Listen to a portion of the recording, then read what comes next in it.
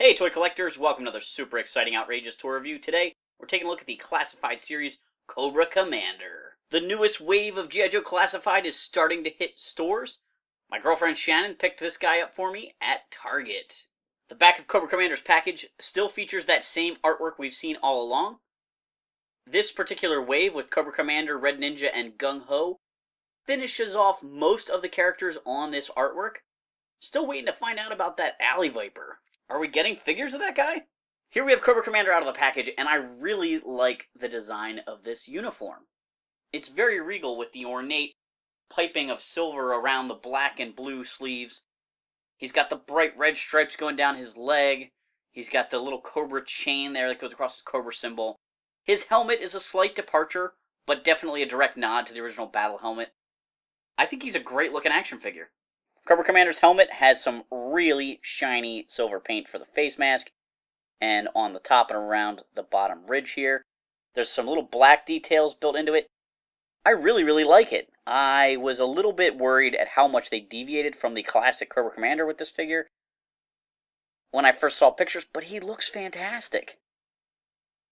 As you move down to his shoulders, he's got this really cool black, like snake skin padding to his uniform, which looks amazing.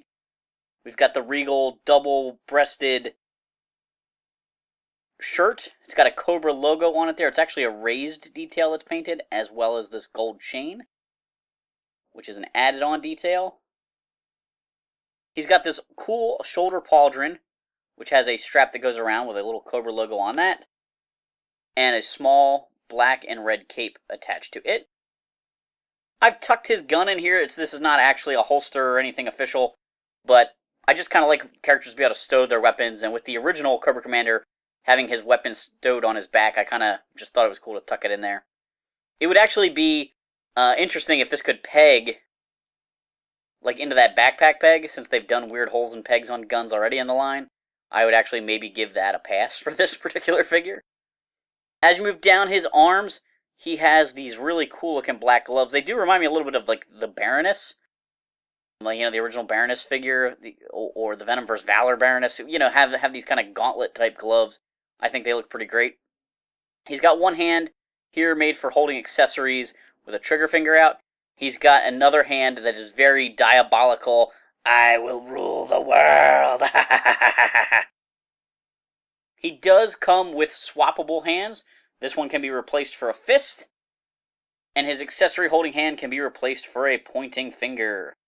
I believe that's the first time we've seen swappable hands in this line, even though we know that they have that type of joint built into them because they're using the same type of hands on the Marvel Legends and the Lightning Collection Power Rangers, and those figures frequently come with alternate hands.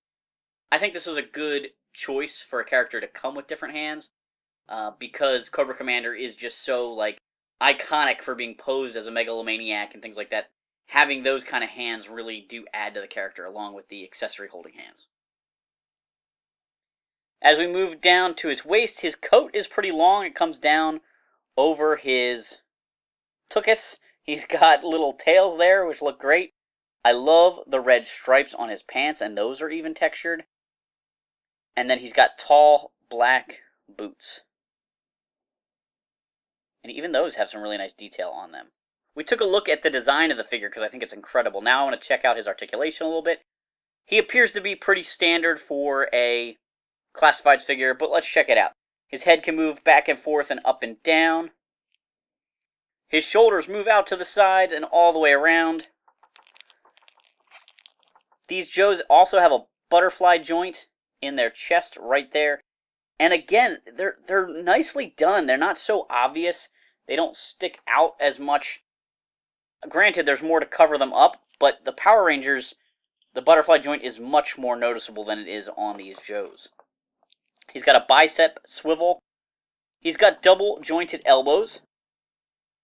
He's got a swivel at the wrist there, as well as a hinge. So we can get some really great articulation and posing with his accessories and things like that. He does have an ab crunch here, but it's not very useful. His torso is kind of unbendable, and I understand there's a lot of rubber outfit going on here with his chest. He does have a swivel at the waist that lets you turn his hips. His hips are articulated, and they can move forward and backwards and out to the side. Of course, his uniform does interfere with that a little bit. He's got a swivel at the thigh there. He's got double jointed knees. This articulation point is mostly hidden by his knee pad when he's standing. And then down at the ankles, he has a rotation / pivot point there, giving you lots of flexibility with his legs. My Cobra Commander is very tight.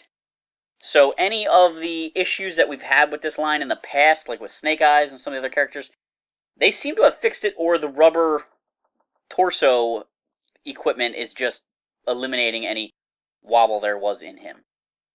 Along with the hands, he comes with a couple accessories. On this hip here, he has a sheath. It's all intertwined, his web gear here that goes up through his shoulder pauldron and the cape. It's all interconnected. But there is a sword that fits into that. It is very ornate, having an interesting curved type blade there. This almost looks like a knuckle guard in a way, but I would have thought the gold snake part was the handle. But I guess he grips it in here? I'm not even sure. I need to find a knife expert to ask about that. He could hold it like this if that's the handle.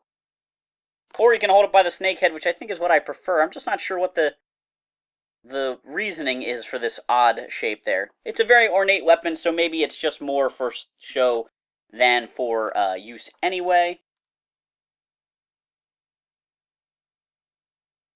It fits into his holster down to that point, which is also why I thought maybe that was the handle. You can jam it in a little bit further, but then the blade starts to poke out the bottom of the holster here. And then he also comes with this crazy pistol. It's very ornate. I'm not real wild about it. It looks too much like a pirate blunderbust kind of gun. I'd rather have the hairdryer, I think. This is probably the first time, though, where one of these guys doesn't come with a gun that looks like a Nerf weapon. I guess I won't complain. It's an accessory, and it's in a good color. But I would have rather had something a little more technological for Cobra Commander. I'm extremely pleased with this figure. This is one of my favorite figures I've checked out from this line so far. They've done a pretty good job with the bad guys, though. Destro is incredible. I still have not got my hands on a Baroness yet to check her out, but I am definitely still on the hunt for her and the Cobra Trooper. Thanks for watching this super exciting, outrageous tour review.